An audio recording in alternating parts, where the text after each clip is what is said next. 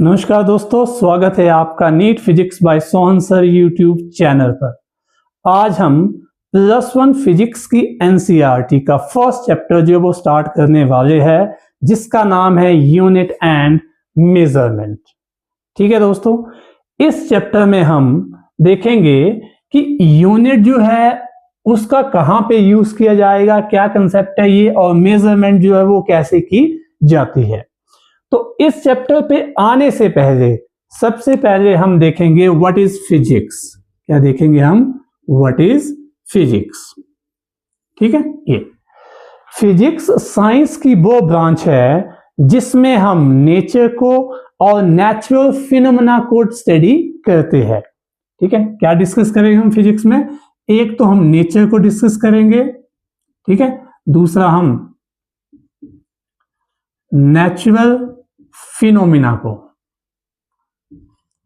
Phenomenas को, ठीक है। और क्या डिस्कस करते हैं हम फिजिक्स में? Physical quantity, physical quantity.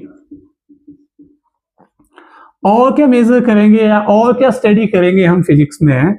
हम स्टडी करेंगे एनर्जी एंड मैटर्स को और इसकी इंटर कन्वर्शन को, कि मैटर एनर्जी आपस में कैसे इंटरचेंज हो जाती है, कन्वर्ट हो जाती है। तो फिजिक्स साइंस की वो ब्रांच है जिसमें हम स्टडी करते हैं नेचर को, नेचुरल फिनोमिनास को, फिजिकल क्वांटिटी को, and energy and matters and उनका इंटर कन्वर्शन। आई समझ बात? What is physics. अब इस चैप्टर में हम इस चीज पे ज्यादा फोकस करेंगे, फिजिकल क्वांटिटी पे। ठीक, तो फिजिकल क्वांटिटी क्या होती है? एक ऐसी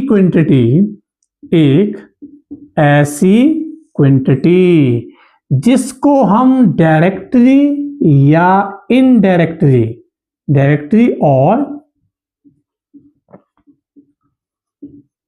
इनडायरेक्टली मेजर कर सकते हैं, मेजर कर सकते हैं। तो एक ऐसी क्वांटिटी जिसको हम डायरेक्टली या इनडायरेक्टली माप सकते हैं, मींस मेजर कर सकते हैं, इसको बोलते हैं हम फिजिकल क्वांटिटी। अब वर्ड आया डायरेक्टली एंड इनडायरेक्टली। देखो दोस्तों, सपोज कीजिए जैसे ये मार्कर है, ठीक है।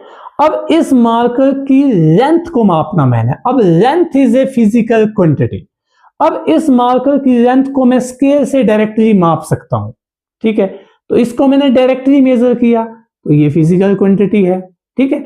अब दूसरा देखो, सन से अर्थ की जो डिस्टेंस है, जिसको हम एस्ट्रोनॉमिकल यूनिट बोलते हैं, उसको जो है वो कैसे मापना है?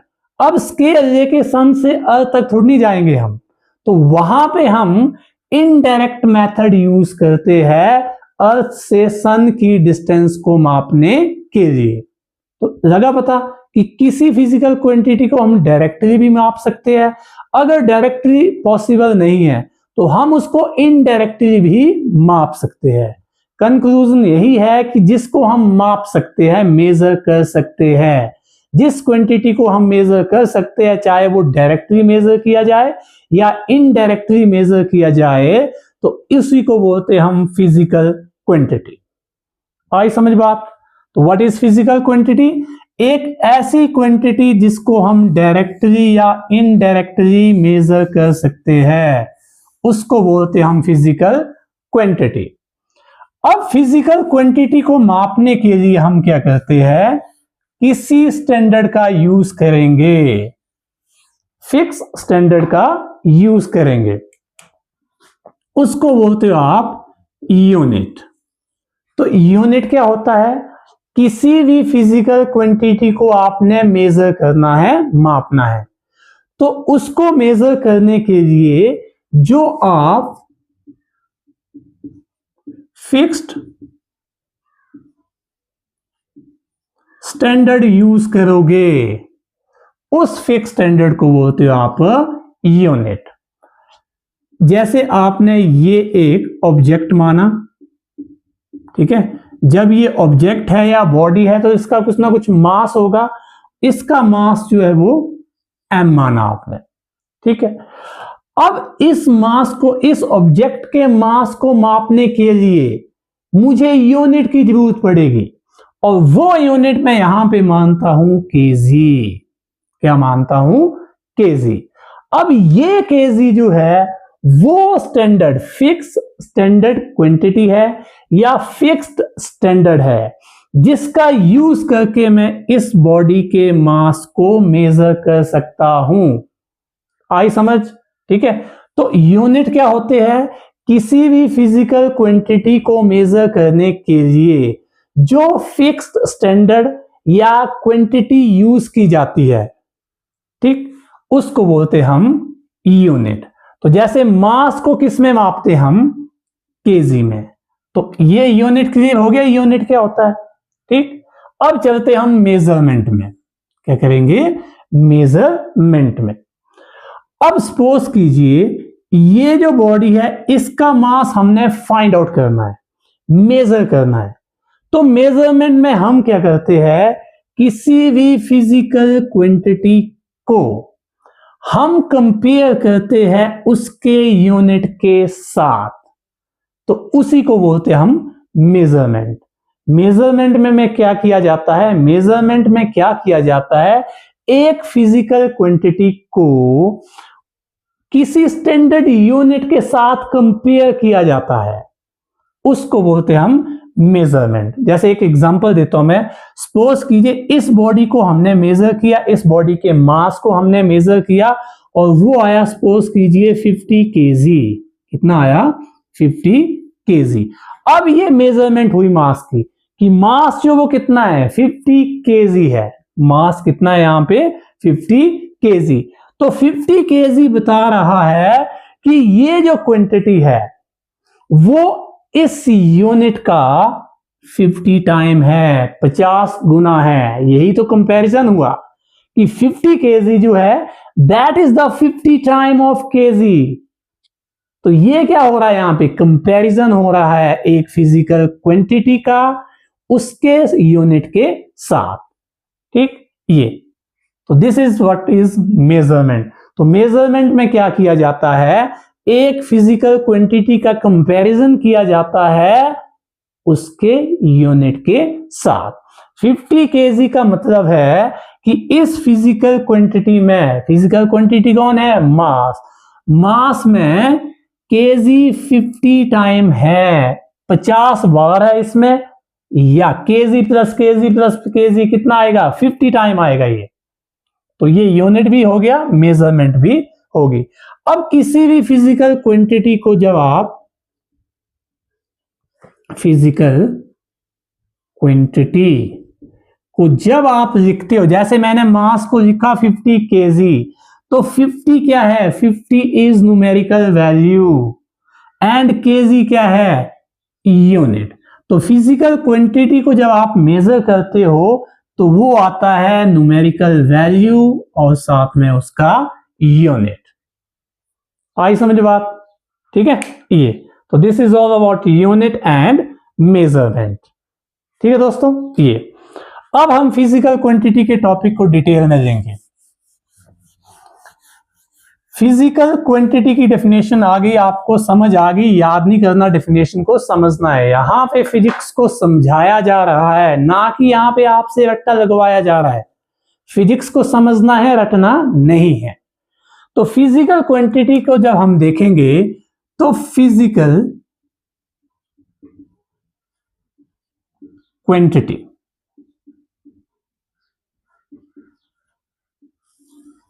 फिजिकल क्वांटिटी, फिजिकल क्वांटिटी जो है डेफिनेशन समझा दी मैंने कि एक ऐसी क्वांटिटी जिसको हम डायरेक्टली या इनडायरेक्टली मेजर कर सकते हैं, उसको बोलते हैं हम फिजिकल क्वांटिटी।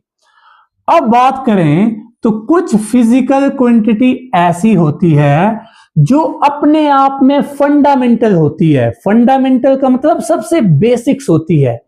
उन फिजिकल क्वांटिटी को बनाने में या उसको ड्राइव करने में किसी भी दूसरी फिजिकल क्वांटिटी का यूज नहीं होता। उन फिजिकल क्वांटिटी को बोलते हो आप fundamental physical quantity, fundamental physical quantity.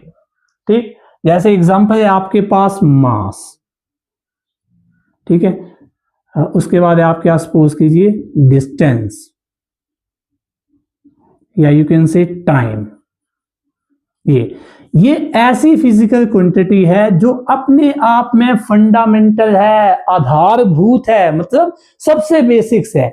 ये किसी दूसरी फिजिकल क्वांटिटी से नहीं बनती, जबकि दूसरी फिजिकल क्वांटिटी को बनाने के लिए इनका यूज होता है। समझ आई बात? तो what is fundamental physical quantity? ऐसी फिजिकल क्वांटिटीज जो अपने आप में बेसिक्स है, अपने आप में सबसे बेसिक है, वो किसी दूसरी फंडामेंटल दूसरी क्वांटिटी से नहीं बनती या दूसरी फिजिकल क्वांटिटी से नहीं बनती। ठीक, दूसरा है आपके पास derived physical quantity, derived physical quantity. तो ऐसी फिजिकल क्वांटिटीज जो फंडामेंटल फिजिकल क्वांटिटीज या दूसरी फिजिकल क्वांटिटी से ड्राइव्ड होती है, ड्राइव्ड तो बनी होती है। जैसे आपके पास एग्जांपल है वेलोसिटी,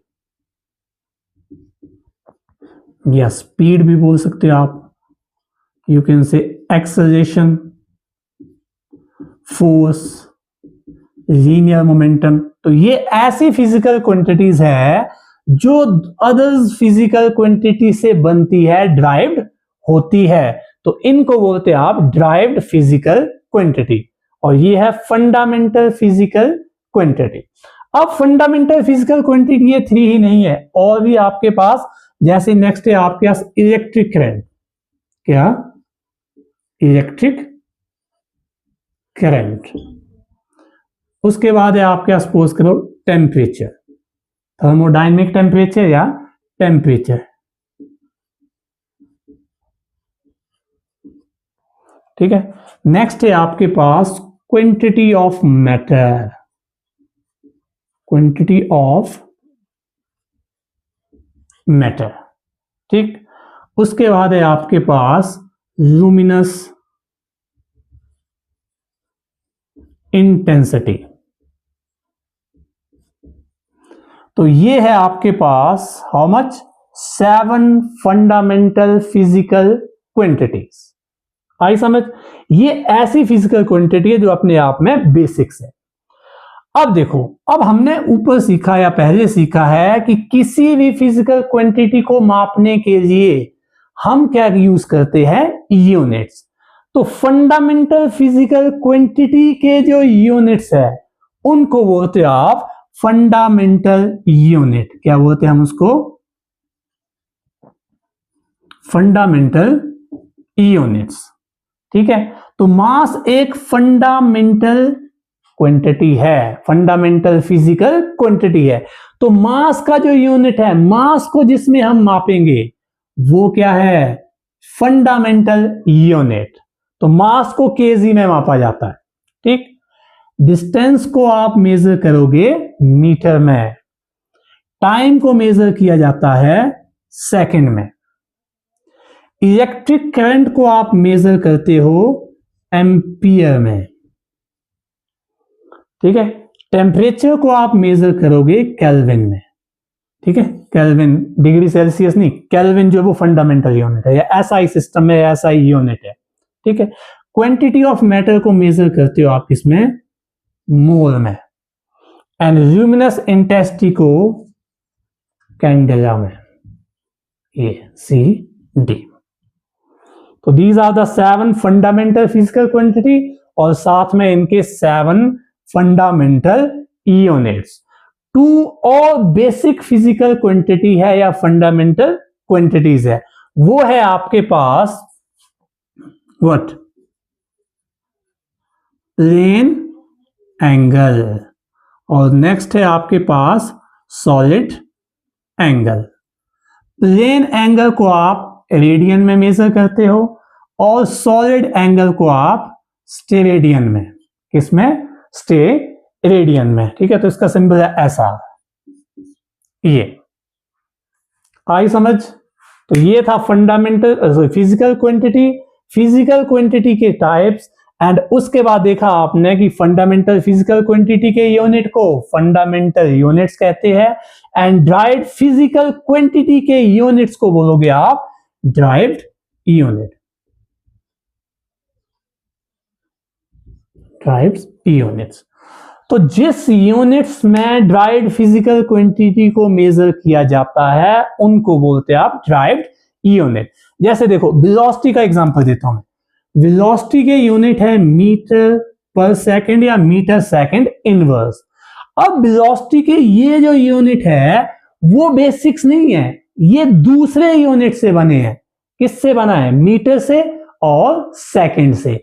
तो मीटर क्या है? Fundamental unit. सेकंड क्या है? Fundamental unit. तो ऐसे यूनिट्स जो फंडामेंटल यूनिट से बनते हैं उनको बोलते हैं आप ड्राइव्ड यूनिट, और जिस फिजिकल क्वांटिटी के ड्राइव्ड यूनिट होते हैं वही है ड्राइव्ड फिजिकल क्वांटिटी। ठीक है दोस्तों, आगे समझ। तो ये है आपके पास ये plane angle and solid angle, ये इसके बाद अदर टू है। वैसे तो बुक में ज्यादा यही मेंशन है, तो इनको भी याद रखना कि प्लेन एंगल जो है वो क्या चीज है, सॉलिड एंगल क्या है। ठीक है, ये तो उसका नेक्स्ट टॉपिक ये फिजिकल क्वांटिटी हो गया आपके पास, फंडामेंटल यूनिट ये। अब आते हैं हम नेक्स्ट डिस्टेंस के यूनिट्स को देखेंगे हम। मेनली जो बड़े से बड़ा यूनिट क्या है और छोटे से छोटा यूनिट क्या है। ठीक है, तो डिस्टेंस के यूनिट को देखेंगे। तो डिस्टेंस के यूनिट या यूनिट ऑफ डिस्टेंस में सबसे पहले देखा जाए, अब देखो डिस्टेंस को मापना है तो छोटी से छोटी डिस्टेंस को मापना है या बड़े से बड़ी डिस्टेंस को मापना है तो उसके लिए एक टाइप का यूनिट तो यूज होगा नहीं। ठीक है, तो बड़ी डिस्टेंसेस को मापने के लिए बड़े यूनिट यूज किए जाते हैं, छोटी डिस्टेंस को मापने के लिए छोटे यूनिट्स यूज किए जाते हैं। तो इसमें सबसे पहला है आपके पास लाइट ईयर। ये क्या है? डिस्टेंस के यूनिट। ठीक है, unit of distance, unit of distance. तो सबसे पहले आएगा आपके पास लाइट ईयर। देखो दोस्तों, लाइट जो है उसकी वेलोसिटी है आपके पास 3 × 10⁻⁸ मीटर पर सेकंड या मीटर सेकंड इनवर्स। लाइट एक सेकंड में इतना जाती है। अगर इसको देखा जाए तो ये लगभग 3 लाख किलोमीटर के इक्वल है शायद।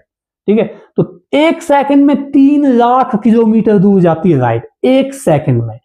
तो अगर इसी वेलोसिटी से लाइट पूरा साल ही चलती रहे तो वो टोटल कितनी डिस्टेंस कवर करेगी। ठीक है, तो the distance cover by A light in 1 year, एक साल में लाइट टोटल कितनी डिस्टेंस कवर करेगी इसी स्पीड से, इसी वेलोसिटी से, तो वो है लाइट ईयर। और वो आता है आपके पास 9.45 × 10⁻15 मीटर।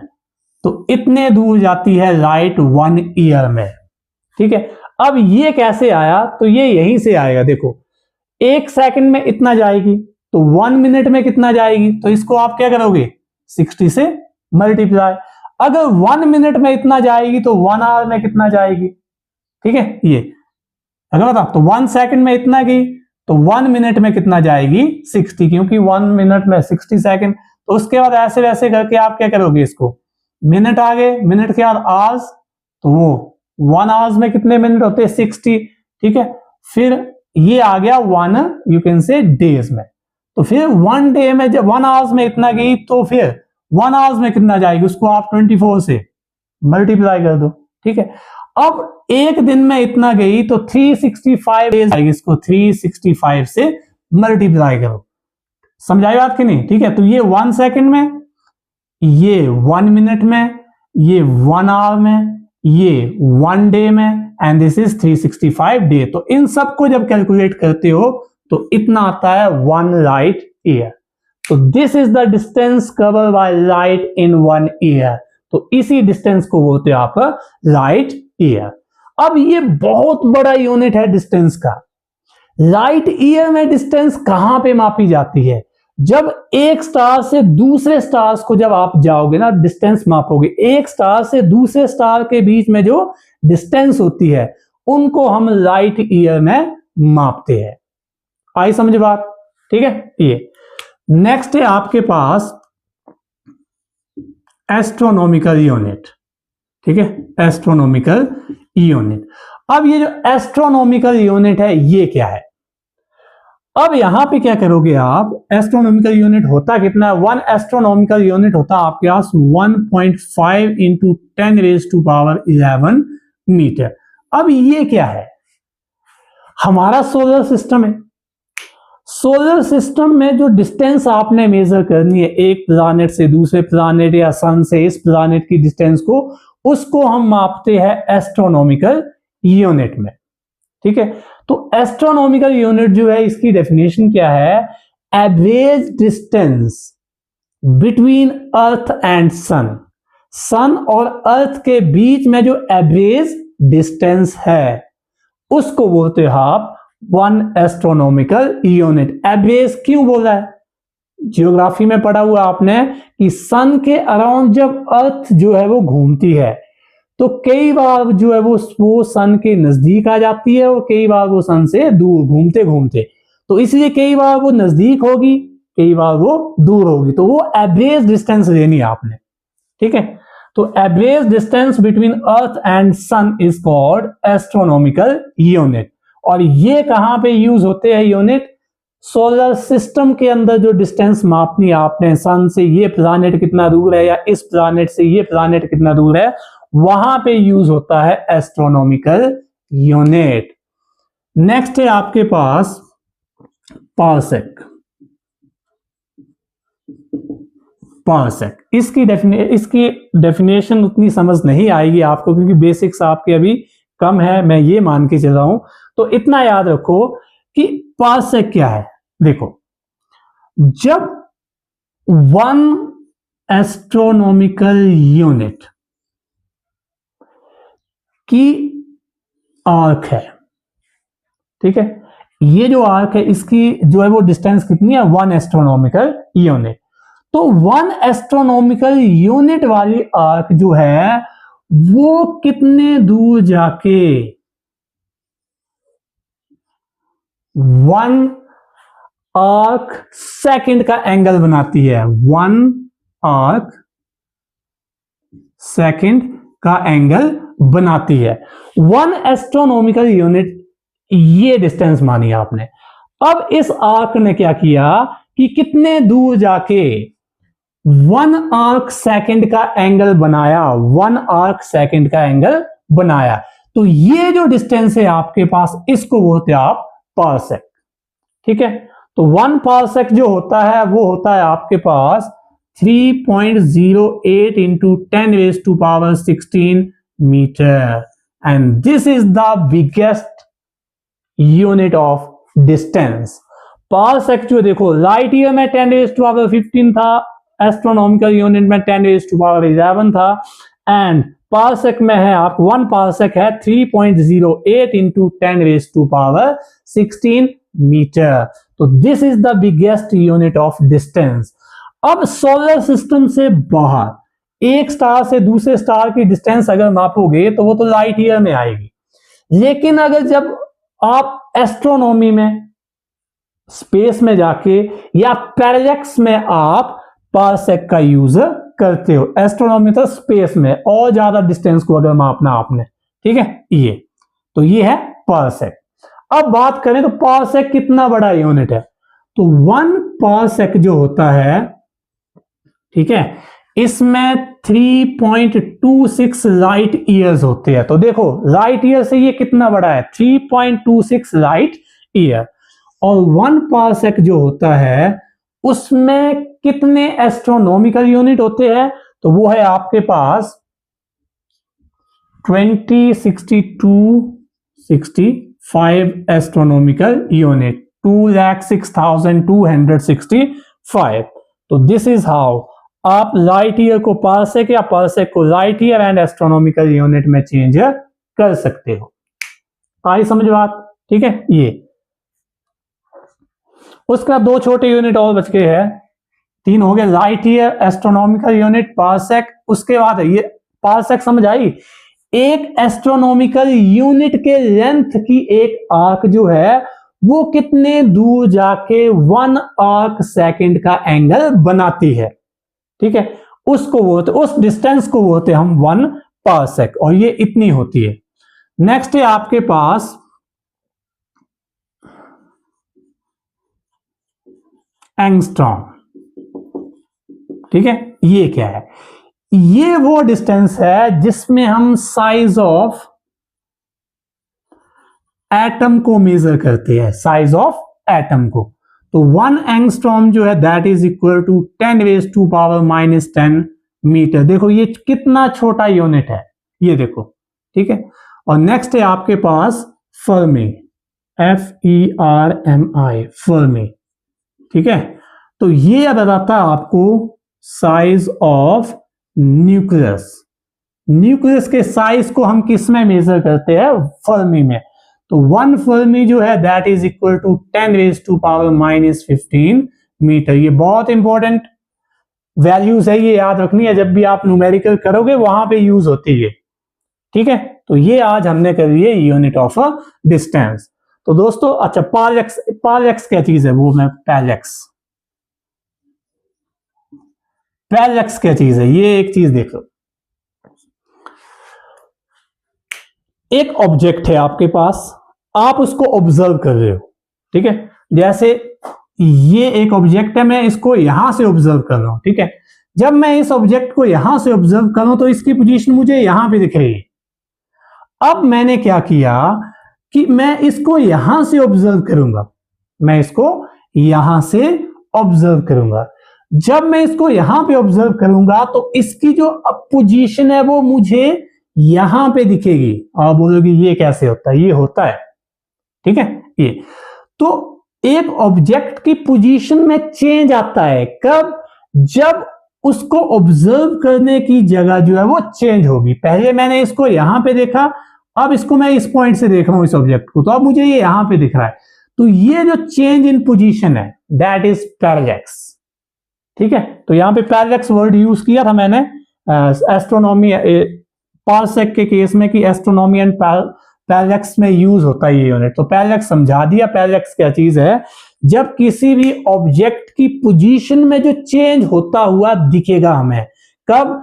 जब हम उसको 2 अलग अलग पोजीशन से ऑब्जर्व करेंगे, ठीक है। जैसे ये एग्जांपल देखा आपने, जैसे सपोज करो ये आंख बंद करके आप इस मार्कर को ऐसे देख रहे हो, ठीक है, अगर बता, लेकिन अब इस आंख को खोल के इस मार्कर को से आप देखोगे तो आपको ये इसकी बैकग्राउंड शिफ्ट चेंज होती हुई दिखेगी। That is the example of parallax, ठीक है दोस्तों। तो आज के लिए इतना ही। तो आज हमने यूनिट एंड मेजरमेंट चैप्टर का फर्स्ट पार्ट जो डिस्कस किया है, ठीक है। अगले वीडियो में हम इसके सेकंड पार्ट के साथ आएंगे। उससे पहले आपने क्या करना है, देखो ये जो मैंने चीज आपको समझाई है, ये जो लेक्चर मैंने आपको समझाया है, अगर ये आपको पसंद आया है तो इसको क्या करना, आपने लाइक करना है। और अगर आपके कंसेप्ट इस लेक्चर से क्लियर हुए हैं तो आपने इस वीडियो को, इस लेक्चर को और इस चैनल को ज्यादा से ज्यादा शेयर करना है, ताकि मेरा मकसद यही है बच्चों कि हमारे देश में कई ऐसे कॉर्नर, ऐसी जगहें हैं जहां पे साइंस की जो ट्यूशन या कोचिंग जो वो नहीं मिल पाती, ठीक है। अब नहीं मिल पाएगी तो उससे क्या होता है कि वो बच्चे साइंस स्ट्रीम में जाने से डरते हैं या नीट का सपना देखने से डरते हैं, क्योंकि उनके पास एक्सेस नहीं है प्रॉपर गाइडेंस का और प्रॉपर टीचिंग का।